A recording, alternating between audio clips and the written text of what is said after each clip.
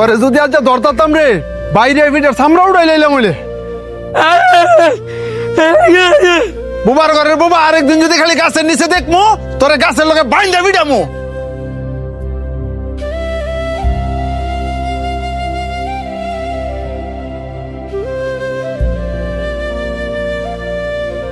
ভাই বাবা সরমতে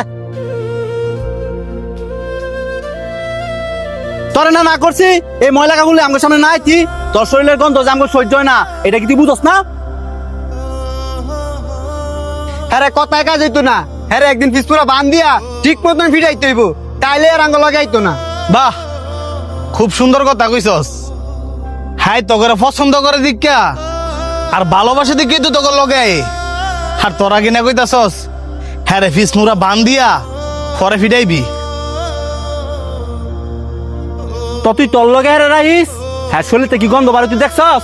এক কাপড় বেড়ে সবসময় ঘুরে। এই যে শার্টটা দেখতেছস এটা আর বাপে পড়তো, আর হ্যাঁ আর বাপে সিরা শার্টটা পরে ঘুরে।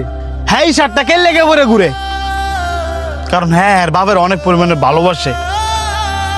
হ্যাঁ তো তখন মতন সামর্থ্য নাই যে চাইলে রং বেরঙের কাপড় বেরো ঘুরবো। হ্যাঁ বুবা দেখা অসহায় দেখা তোরা কি আরে মানুষ মনে করস না? এই যে হ্যাঁ মনে আঘাত দিয়ে দিয়ে কথা কস, হ্যাঁ কি মনের ভিতরে কষ্ট পায় না? এই তোরা কি জানোস না হ্যাঁ মুখে কইতে না পারলো কানে সবই শুনে।